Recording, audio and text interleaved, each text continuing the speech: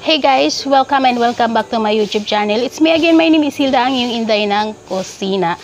In this video guys, hindi tayo magluluto ulit. Again, hindi muna tayo magluluto. Time out muna sa mga cooking. Medyo tinatamad pa talaga ako mag-video ng aking mga recipe. Pero everyday syempre, lagi ako nagluluto. Ayan, so hindi lang ako magpapakita ngayon kasi tinatamad ako mag-edit pa. So, in this video guys, ipapasilip ko sa inyo yung aming halaman. So, 5 days siguro na nag-uulan. Din ipapasilip ko sa inyo yung aming halaman. Kasi, kung napapansin niyo guys, dun sa aking mga previous gardening video, mga aking mga halaman. So, sinabi ko doon na ipapasilip ko sa inyo yung aming landscape. Then, hindi ko lang siya napakita pa kasi hindi pa talaga ganun ka-stable and lush yung aming mga halaman. So, dahil may nangyari, kaya papasilip ko sa inyo. Pero bago tayo mag-proceed doon sa aming landscape, papasilip ko muna sa inyo yung aking mga halaman. Start na tayo sa aking mayana. After ng mga ilang days na nag-uulan, so wala masyado ng init. So ditong side na to, itong side na to, ayan, okay naman sila. So ito siya guys, ay hindi ko siya nilagay sa lupa. Nakalagay lang siya sa mga pot. Ayan, pero dyan ko talaga siya ilalagay dapat. Yung landscaper namin, gusto na niyang ilagay siya dyan. Sabi ko wag kasi hindi ko alam, baka mamaya hindi siya masyado mabuhay kasi baka manamblay siya dyan dahil dito ay hindi masyado naiinitan. Ang init dito ay sa hapon lang. Ayan. Ito yung madalas ninyo nakikita. Dito ko kumukuha ng aking anthurium. So medyo naglash yung aking anthurium magnificum kasi pinaulanan ko siya. At ito naman yung aking aglonema, aglaw, mga ilang variety ng aglaw ko. So ayan sila. Yung anthurium ko na kinuwanan ko ng flower nung nag-flower arrangement ako. Wow! Ang ganda niya ngayon guys. May bago siyang unfurl na leaves, yung kalateya ko. So, yung iba nito guys, pinalagay ko na siya sa mismong lupa para daw kasi magkaroon siya ng mga bagong suloy. So, ito yung aking isang variety ng aking syngonium. Ayan. At ito yung aking pinagkuwanan ng anthurium para doon sa aking flower arrangement. So, ayan. Ayan. Isang variety ng kalateya. So, ito. Ay, bakit ganun? Mamaya, tatanggalan ko siya ng patay na dahon. So, hindi pa siya talaga masyadong naglalash. Nilipat ko kasi, niripat ko ng niripat. Mukhang hindi pa siya okay. Iriripat ko siguro siya ulit. Papalitan ko ulit siya ng potting mix. And yung aking, ito ay potos, manjola yata ito siya. Manjola ko. So, ito, mabubuhay ito siya guys. Bagong lipat ko lang talaga siya. Aking magnificum. So hindi pa siya talaga lumalabas. Kinuha ko siya. Doon sa cuttings niya, kinuha ko siya. Bagong ugat niya. Ayan, hindi pa siya stable. And ito, nakalimutan kong pangalan. Kalimutan kong pangalan. Parang tea plant ito siya. Isang variety ng tea plant. And yan yung aking herbs, yung oregano. So ayan sila. Ayan. So hindi ko pa sila ipapakita lahat sa inyo guys ha.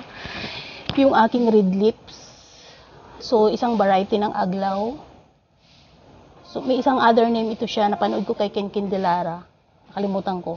Kagabi ko lang napanood. Ayan. And ito guys yung anak na siya guys noong kasama nung aking mga begonia, yung unang-unang plant ko na pinalabas sa inyo. Mga baby na sila guys. Yung mother plant nito ay namatay na. So ayan guys. Ito yung. So ito naman guys yung giant pothos yan. Giant pothos.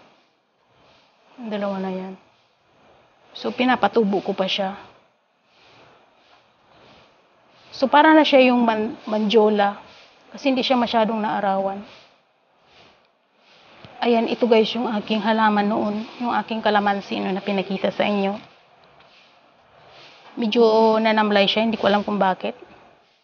Pero ilang months na ito. Siguro mga 3 months na siyang nananamlay. Hindi talaga siya nagkaroon ng, hindi naman siya namamatay, pero nangangalag. Unti-unti siyang nalalagas yung kanyang mga dahon. At hindi siya nagkakaroon ng panibagong dahon. Ayan. And yung aking potos din ito guys, jade. Hindi lang siya masyadong naarawan, kaya medyo nag-iba yung kulay niya. Ito, pinasok kasi sa loob. So, napabayaan siya, hindi siya nailabas. Kaya nasira siya. Ayan. Inaayos ko pa. And yung aking mayana ulit. Ayan. Yung aking, so, itong isang klase ng syngonium siya. Isang klase ng syngonium. At yung aking potos ulit ito. Hindi ko sure kung potos, variety ng potos ito, or alam ko variety ng philodendron to. Ayan. So, hindi ko lang sure, ha? Hindi ko sure. So, sa mga nakakaalam dyan, comment lang kayo kung potos ito. Ayan. So, meron ako dito sa wall doon sa likod. Pinakita ko na nung nag-live ako. Nilagay ko lang siya ngayon sa pot kasi nag-cut lang ako, nilagay ko sa pot kasi pinapasok ko to sa loob. Ayan. Ayan. Natatanggal siya sa kanyang pole. And yung aking aloe vera. Ito yung sinasabi ko sa inyo guys na kalateya. Pinalubog ko na siya sa lupa. So, mukhang okay nga si kuyang landscape sa amin. Mas maglalash daw siya kapag nakalubog sa lupa at magkakaroon siya ng maraming suloy. So, meron lang siyang panibago. Ayan o, na dahon. Mag-a-unfurl lang siya, malapit na. At ito guys, yung mga dinadampot ko lang doon sa aming dating garden na maliit. Ayan, lumalaki na siya. Ayan, nag-mix kasi siya dahil tinusok ko rin dyan yung tea plant. Ayan, pinalubog ko rin siya. So guys, ito yung aming Chico tree. Namumunga na yan. Medyo madilim lang. And maraming crotons. Ito yung mga nilagay sa amin ng landscaper namin. Ito yung birds ito guys. Variety ng mga birds plant. And crotons. Kaya lang hindi gusto ni boss ko kasi para daw siyang hindi maganda dito sa lugar na to.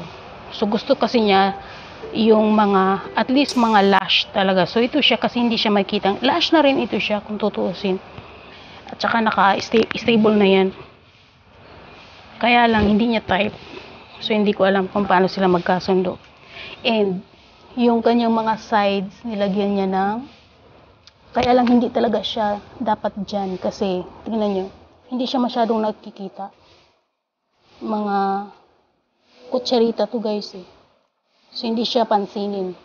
Dapat hindi yan yung nilagay dyan. And, ayan yung putos ko. Jade putos.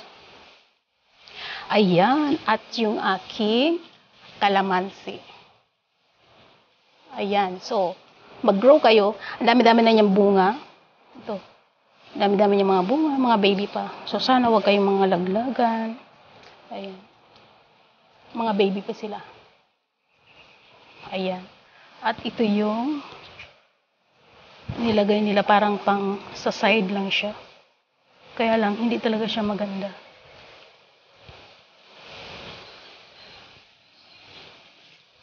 At ito guys, yung aking butterfly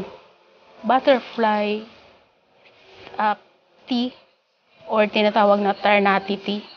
Ternate yan. Ternate tea. Blue yung kulay ng ano niya. So, ito guys is maganda siya sa ginagawang tea. Blue Ternate tea. Ito, ipapasok ko to sa loob. Maliit pa siya. So, pwede siyang pang display sa center table. Ayan. Pero ano to guys yung ito ay giant pothos. Itong side na to, ako yung nagtanim dyan, naglipat yan. Ito yung mga mayana ko. Mga variety ng mayana ko.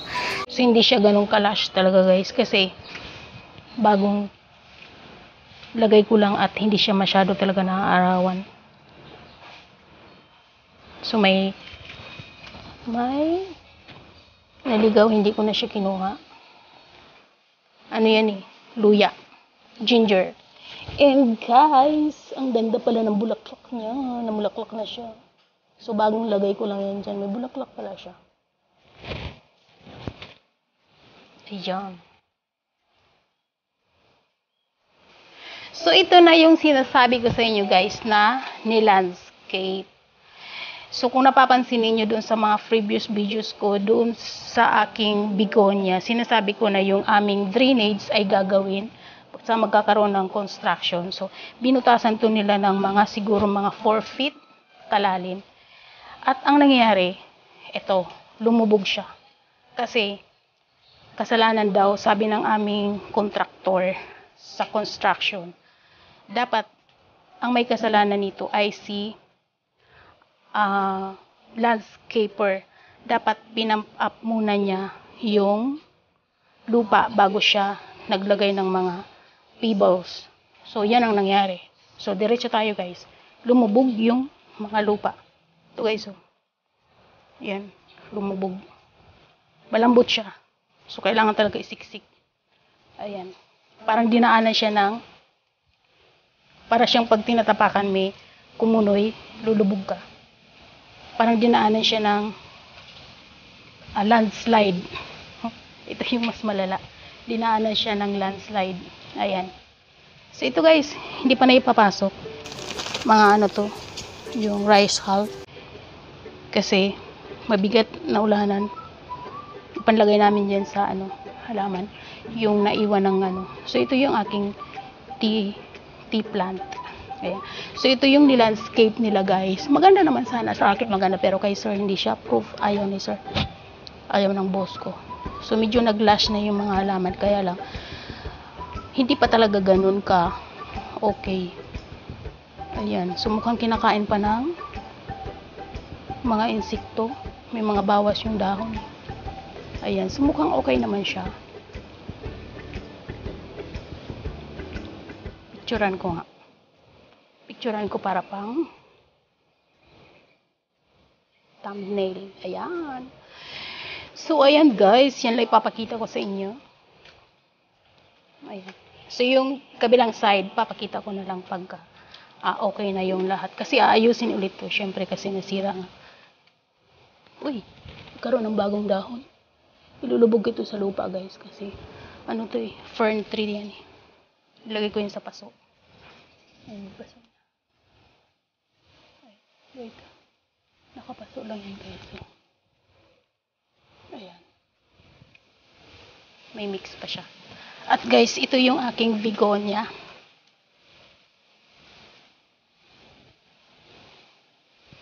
Ay, begonia ba to? O begonia. At ito yung black velvet ko. Ayan. Nagkaroon na ito ng baby. So, may bago siyang suloy. Ano? Nagtatlo 4 leaves na yan. Kaso namatay. Kasi sa kakapalipat-lipat ko. So, meron siyang bagong... Ay, namatay siya ulit. Bakit? Pero may bago siyang suloy. Ayun guys.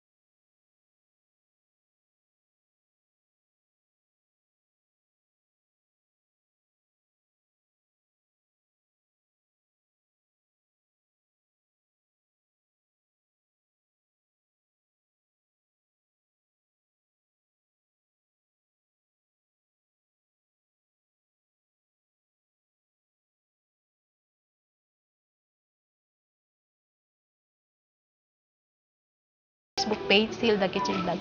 So maraming salamat sa inyong panonood at sana magkita-kita tayo ulit sa aking mga next video. Bye!